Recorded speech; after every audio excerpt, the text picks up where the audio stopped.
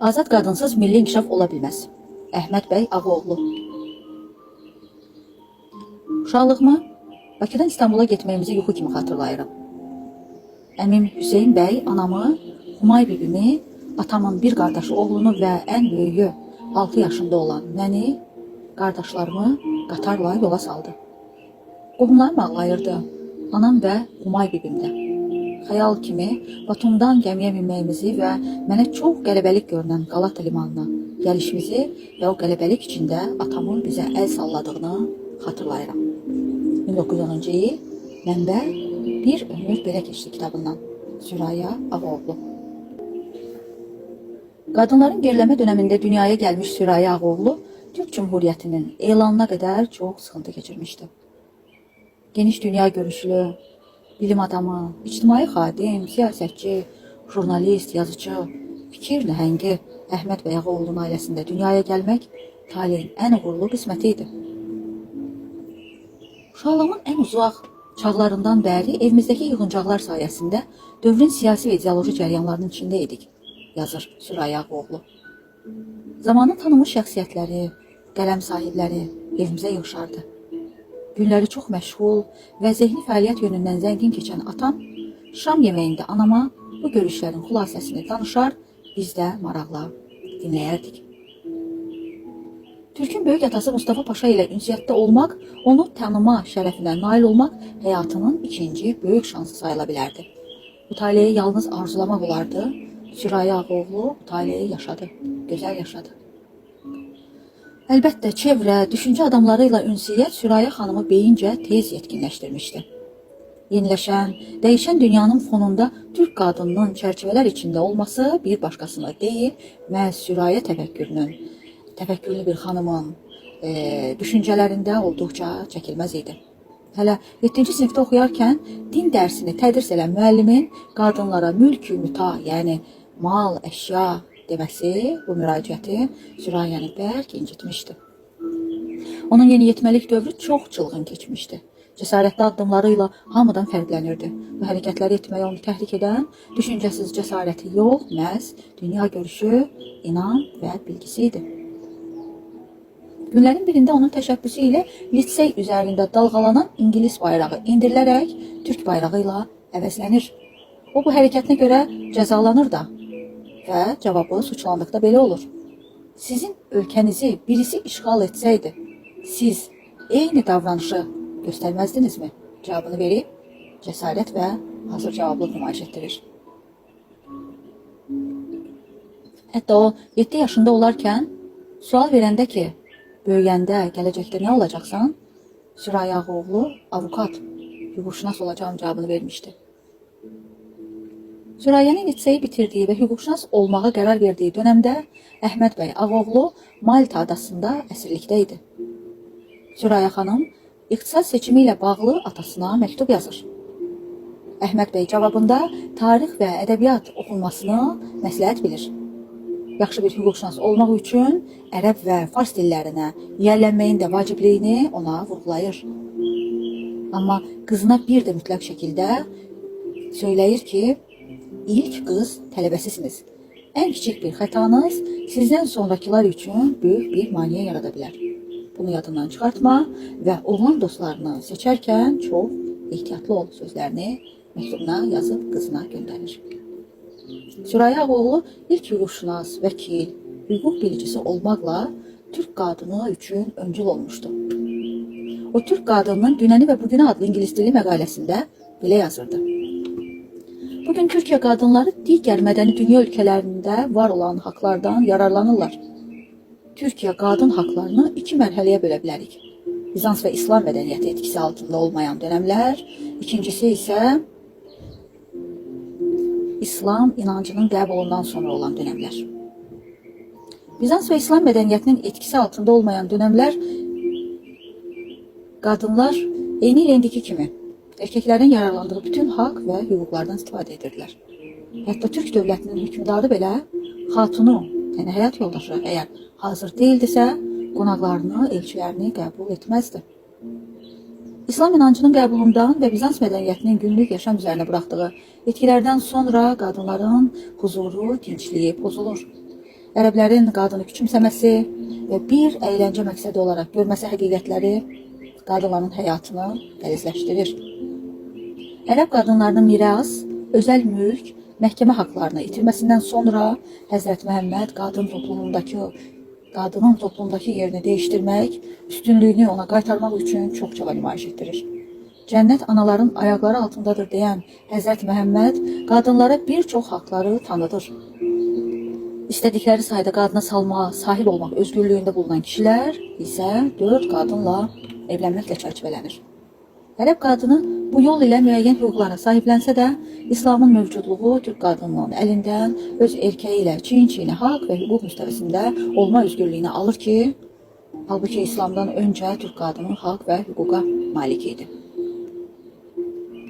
1850-ci il reformlarından sonra qadın hərəkatı başlayır. Türk qadınları Avropada gedən tendensiyalarla, hərəkətlərlə tanış olmağa başlayırlar.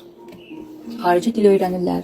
Yabancı dillərdə kitab oxumağa başlayırlar ki, bu da onların düşüncə tərzini olduqca genişləndirir. Bir zaman ilkokul təhsili almaq ilə çərçivələnən qadınlar 1909-cu il hərəkatından sonra daha da müstəqilləşirlər.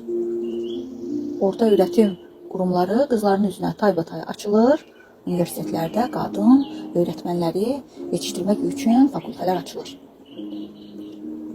Bütün bunlara rəğmən sosial həyatda hardasa qadınlar rol almırdı. Qadınlar nə ölkə daxilində, nə də ölkə kənarında özünü qoruyan haqlara sahib deyildilər. Qurtuluş Savaşında erkəklərin ən böyük yardımcısı məhz qadınlar oldu. Məhz bu savaş təcrübəsindən sonra xanımlar dünyanın digər ölkələrindəki qadınlarla eyni haqlara sahib olma tələbində bulundular. Bugün qadınlar kişilərlə bərabər hüquqludular. Universitetlərdə bütün fakültələr onların üzünə taybatay açıq. Hal-hazırda Türk qadının amacı ölkələrində yaşam standartı gücünü sona qədər istifadə edib, yüksəltmək və təkcə Türkiyədə çaba göstərməklə kifayətlənməyib, digər ölkələrin qadınları ilə də işbirliyi yaratmaqdır, söyləyirdi Sürayə Ağoğlu. Sürayə xanım seçimlərində həm də Atatürklər xalanırdı. Mustafa Kemal'ın yanında olan köməkçilərindən birinin Sürayə xanımın olması da təsadüfi değildi. Onun özünün təbliğince desək, o Atatürk inqilabının simvolu idi. Qadın azadlığı mövzusuna kifayət qədər həssas olan Qazi, qadınların sosial, ictimai, siyasi sferada təmsil olunmasını cani könüldən istəyirdi. Və ağıllı, idraklı qızların sivil hərəkətləri onda bu isteğin daha da şaxələnməsinə səbəb olurdu.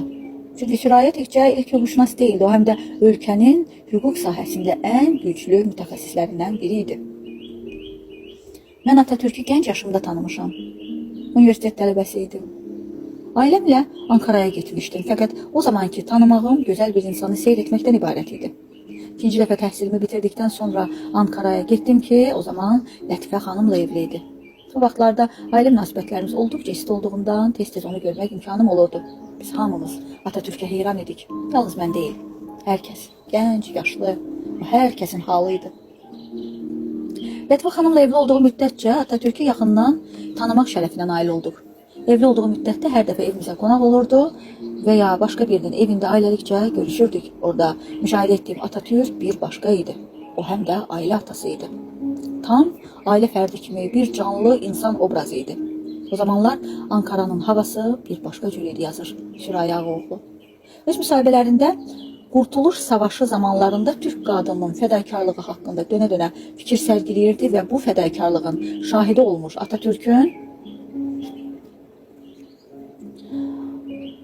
Atatürk'ün də baş verən hadisələrdən ürəyinin diqqətə gəldiyini söyləyirdi. Atatürk'ün qadınlara çox böyük önəm və dəyər verməsi, bilhassa İstiqlal Harbində qadınlarımızın yaptığı hizmətləri çox takdir etməsi idi. Anadolu qadını gerçəkdən də savaşda böyük fədakarlıq hizmət etmiş, qarda, qışda, yalın ayaq sırtında silah taşımışdır. Bunu sözləri Sürayə Ağoğlu Qadın dərgisinə müsahibəsində söyləyir.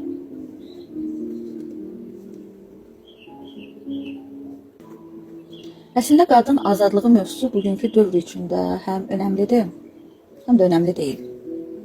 Cəmiyyət ailələr fərdlərdən ibarətdir. Və bu fərdlərin dünya görüşü övladların tərbiyəsi üzərində görünür. Əlbəttə, diktator ata heç vaxt sivil, azad təfəkkürlü övlad yetişdirə bilməz. və ya ailəsində zorakılıq təpkisi altında olan ana heç vaxt cəmiyyətə geniş düşüncəli, azad təfəkkürlü övlad verə bilməz. Sus, danışmalarla övlad tərbiyələndirmək qeyri-mümkündür. Valideynin əməli övlad üçün tərbiyədir, sözü yox. Övlad gördüyünü edir, eşitdiyini əsla. Azadlıq isə tüfeylilik, nə istəyirəm onu da edirəm demək deyil. Azadlıq, etmək istəmədiyini etməməkdir. Azad insana istədiyini, daha doğrusu istəmədiyini zorla etdirməyə heç kim məcbur edə bilməz.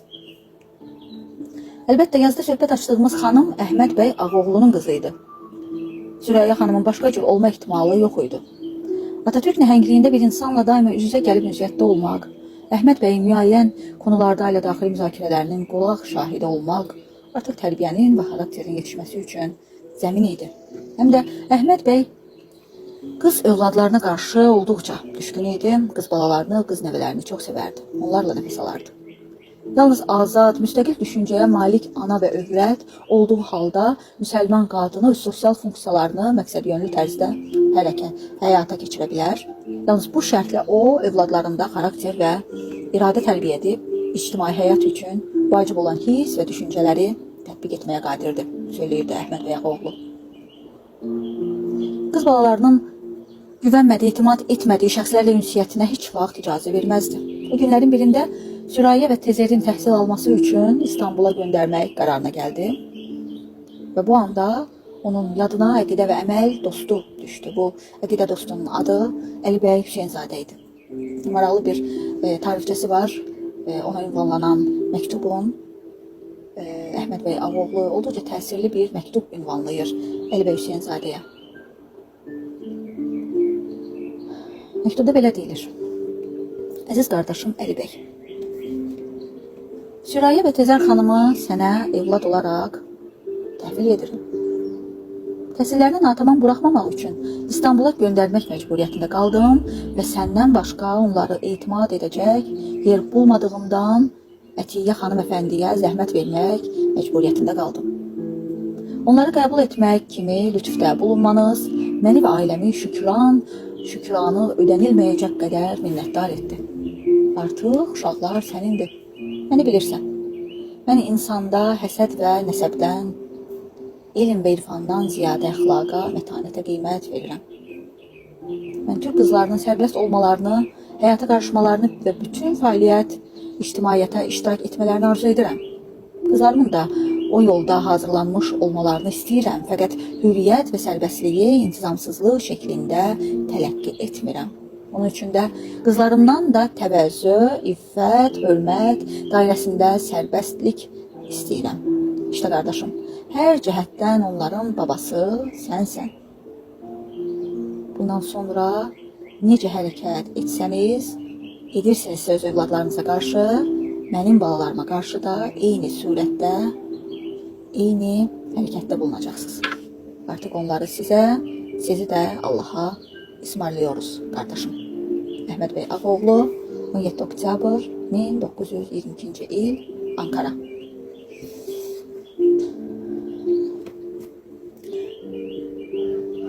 Sürayya Ağaoğlu 1919-1920-ci illərdə Bazmi Aləm Validey Sultanisini yüksək dərəcə ilə bitirmiş və inatkarcasına hüquq fakültəsinə daxil olmuş, Türk tarixində ilk qadın hüquqşünası kimi adını əbədiləşdirmiş şəxslərdəndir. 1923-24-cü ildə fakültəni əla qiymətlərlə bitirən Sürayya xanım 7 oktyabr tarixində Ədliyyə Vəkaləti Umuru Caziyyə müdiriyyətində işə başlayır və ən ciddi hüquqşünas görəvinə qədər yüksəlir.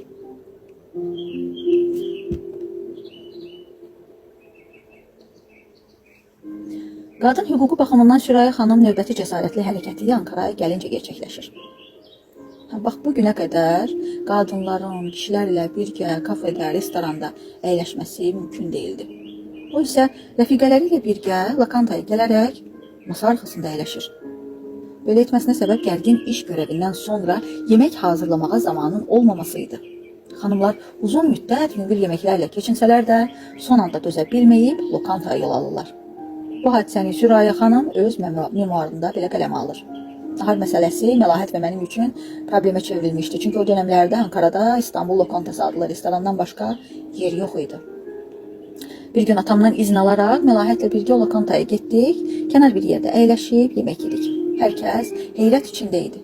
İki gənc qız kafedə yemək yeyir. Basın yayın genel müdürü bizi və atamı yaxşı tanıdığından xəbəri atama o dəqiqədəcə çatdırmışdı. Gecə atam evə gəlincə bunları anlattı.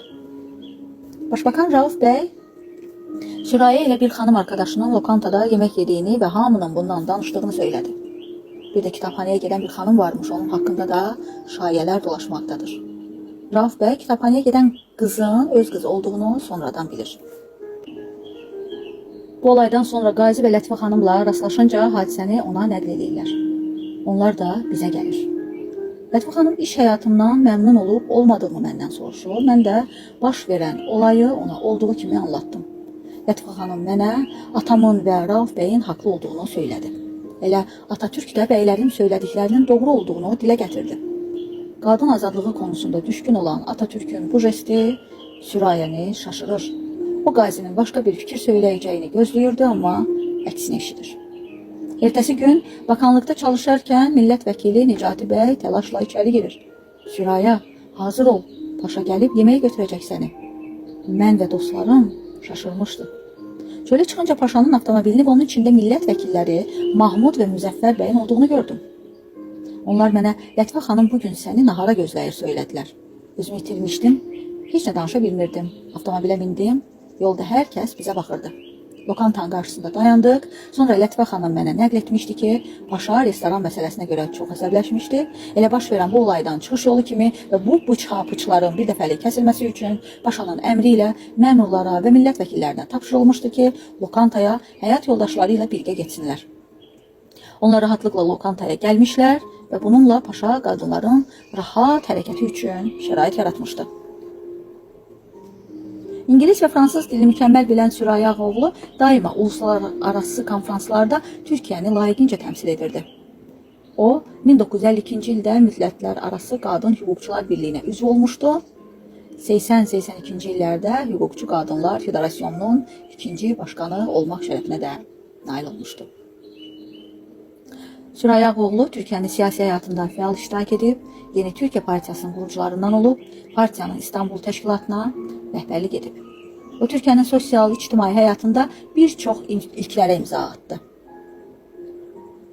Onun Londonda gördüklərim, Bir Həyat Belə Keçdi kitabları, memuarları vasitəsilə hüquq cəbhəsində baş verən olaylar haqqında təfsilatı ilə məlumat ala bilərik. Biz Əhməd bəy Ağaoğlunun və ümumiyyətlə Ağaoğulların Türkiyədə aktiv fəaliyyəti haqqında ailənin digər fərdlərinin nələr yaşamasını təkcə Süraya xanımın deyil, eyni zamanda qardaşı Səməd Ağaoğlunun da qələmə aldığı Atamdan xatirələr, Atamın dostları, Strasburg xatirələri, Aşina üzlər, Dostum Menderes, Sovet Rusiya İmperatorluğu və s. memuarları vasitəsilə də xəbərdar oluruq. Süraya xanım uzun ömürlü həyat yaşamayıb, daha doğrusu ailə həyatı yaşamayıb. Baxmayaraq ki, atasının və anasının böyük məhəbbətlə danışdığı sevgi tarixçəsi onun həyatına olduğu kimi yansıya bilmir. Anama aşıq olan atamın evlənmə təklifi onu firəng Əhməd kimi görən nənəm tərəfindən rədd edilmişdi. Çox mühafizəkar bir qadın olan ana nənəm atam evin önündən keçərkən anamın balkona çıxmasına da dözə bilmirmiş. Bir müddət sonra Peterburqa gedən atam orada dostu, anamın əmisi olduğu Fərrux bəy ilə danışarkən onun niyə evlənmirsən sualına mənim istədiyimi mənə vermirlər, mənə gəlmək istəyənləri də mən bəyənmirəm deyə cavab verir və sirrini Fərrux bəyə açır. Həmin vaxt artıq nənəm də vəfat etmişdi, o səbəbdən də Fərrux bəy mən sənə sitarəni verdim deyərək Qarabağa anamın atasına teleqraf göndərir. Atam o dövrdə adət olmadığı halda nişanlısını ziyarət etməklə, ona hədiyyələr verməklə babamın və qonaqlarının təəccübünə səbəb olmuşdu. Onlar beləcə evləniblər.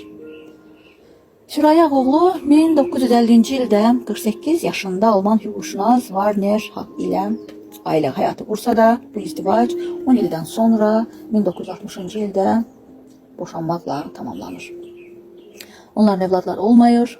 Biz memuarlar vasitəsilə bu izdivac haqqında geniş məlumat ala bilmirik, çünki Süraya xanım bu haqda yazmağı doğru hesab etmirdi.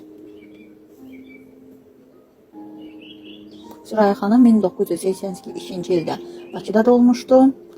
səfər tarixi haqqında geniş olaraq biz onun memuarlarında məlumat almış oluruq.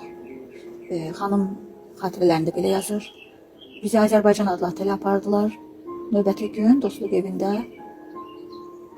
neft sahələrini Dostluq evinə dəvət etdilər. Ardından neft sahələrini, xüsusən də dəniz kənarı neft ərazilərini gəzdirdilər. Burada dolaşarkən ürəyimdən nələr keçdiyini izah edə bilmirəm. Sanki küçələr, parklar, hər şey mənə tanış idi. Çünki atamdan və anamdan o qədər Bakı haqqında geniş məlumat almışdım ki, üstəgəl keçmiş milyonçulardan Tağıyevin özü haqqında məlumat almışdım. Burada olduğum müddətdə isə oranın Tağıyevin evinin muzey olduğu haqqında məlumat almış oldum. Bu ev haqqında atamdan çox eşitmişdim. Bizə keçmiş kərvansara olan binada Azəri yeməkləri verərkən birdən içəriyə iki gözəl insan daxil oldu. Bunlar mənim əmim nəvələri idilər. Onlar əllərində qırmızı güllərlə daxil oldular. Süraya abla dedilər, boynuma sarıldılar.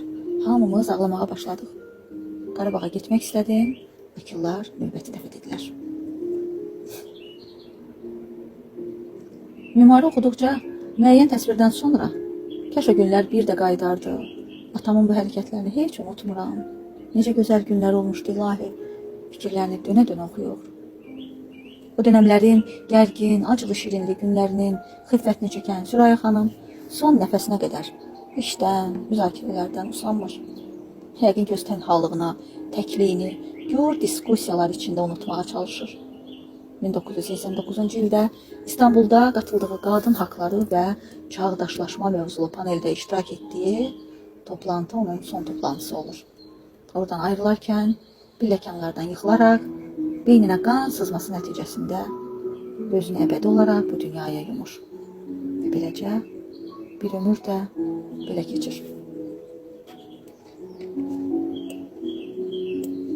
Müəllif Günel Eyvazlı, mənbə Ədəbiyyat qəzeti 2020-ci il, məqalə Atatürk inqilabının simvolu Süraya Ağaoğlu.